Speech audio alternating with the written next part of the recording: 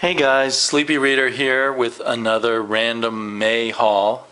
The month of May is going to be my month of a lot of random hauls, since I think some of you may remember me mentioning the comics, large number of comics that were for sale for 50 cents at this comic book store. But in fact, the comic book store is one of three in a chain in the area, and all three in the chain have for the whole month of May a huge number of their comics for 50 cents a piece. So this past weekend I spent about an hour going through some bins. It wasn't enough time, and I ended up kind of rushed. Maybe it was less than an hour, but I felt I had to get back to my other responsibilities. So I grabbed what I could. This one just grabbed me because of this pseudo Captain America on the cover, and Sergeant Rock and his Howling Commandos.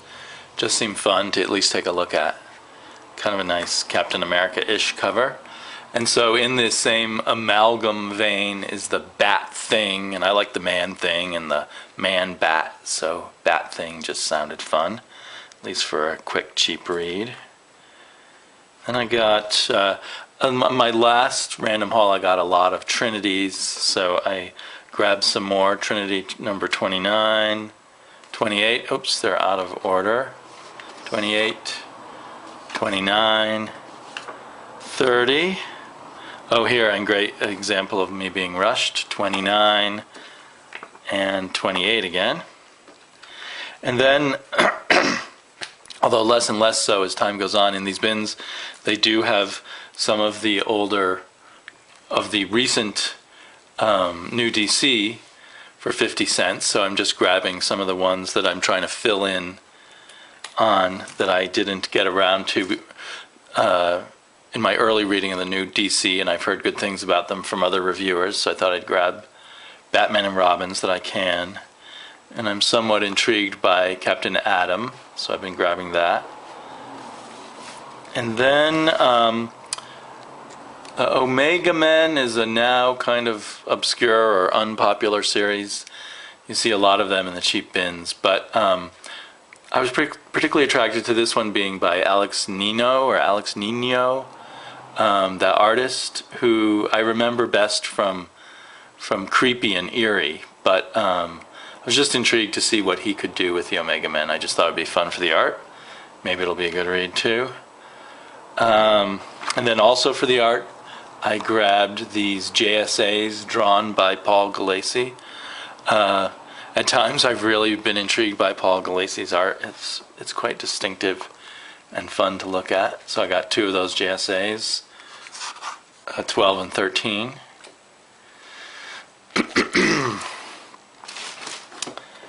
And then I saw these John Byrne's Next Men from IDW. I think they're quite recent, and I thought I read or heard somewhere that they're pretty good. The covers are really nice, so I got number 2, number 4. I thought I had number 3 too, but perhaps in the rush I set that aside. Number 5 and number 6. So hopefully I can find number 1 and number 2 and have at least the 6 run there. And here I got The Next, which I don't really know what it is. Looks like Superman involved with some more oddball characters or oddball heroes. It's written by Tad Williams, who's quite a well-known fantasy writer of fantasy novels, and I thought it would be interesting to see what he could do. Again, you know, one kind of experiments when it's 50 cents. And I thought I was getting a run of I thought it was just a 3-issue miniseries, but now I realize it was a 6-issue miniseries, so I'm still missing 3 issues of those, because I have up to number 3. I like that cover on number 3, although I don't like the way they make Superman look there. I think I did get a full run of these. Heat by Doug Moench and Russ Heath, one of those Legends of the Dark Knight sort of standalone stories that they do, standalone in a number of issues, but my understanding of Legends of the Dark Knight is it's out of continuity, and when I used to read the early Legends of the Dark Knight, I really enjoyed that. Just dealing with continuity for the really old characters like Batman and Superman, sometimes hard for me to deal with. So that was 46, 47, 48, and 49. Hopefully that's the whole of Heat, but I'll have to check that. And if not, look for more. I'd like to get more of Legends of the Dark Knight. As I said, because I enjoy Batman when it kind of stands alone from the continuity. And then previously in my other haul, I got Savage Dragon God War number 4, which was the last of the miniseries. So I luckily spotted number 1, number 2, and number 3. I think it'll be fun to see how Robert Kirkman does the Savage Dragon, and also like the whole idea of the God War, something big and mythical. And then here comes a run of Kirby-related stuff. I just picked this up, although I'm also interested in the the Superman/Batman series. But this one had Kamandi on the cover, so I'm particularly curious about that. Then I picked up another one from this OMAC series. I might have the almost complete run, most of the run of this OMAC now from these cheap pickups.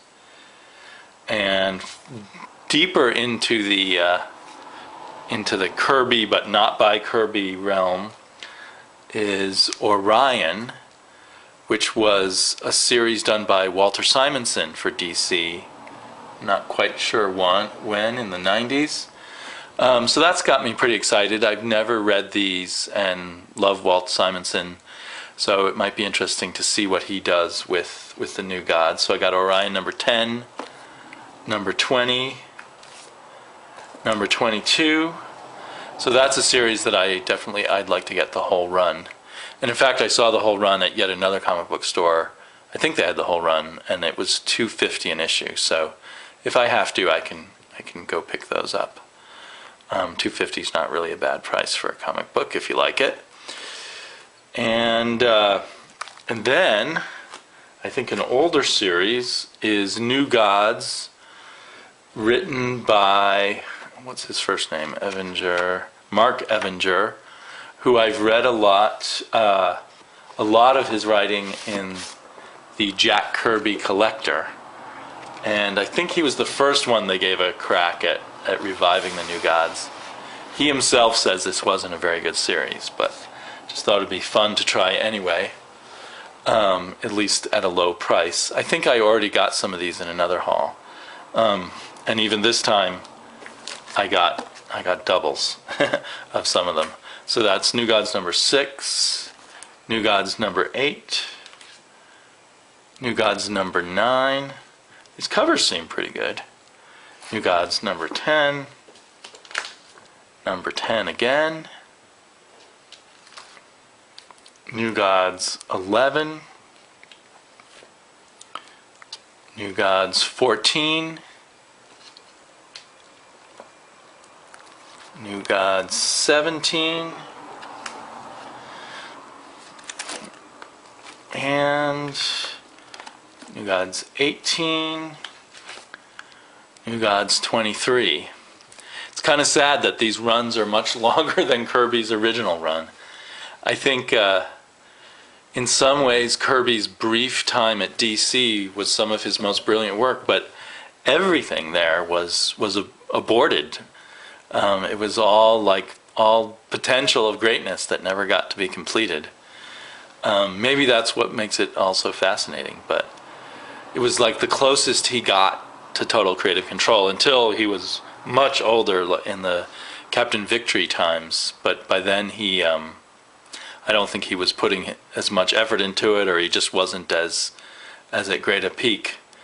So anyway, those Kamandi, New Gods, Demon, OMAC, all that stuff from that period still kind of haunts my comic book reading.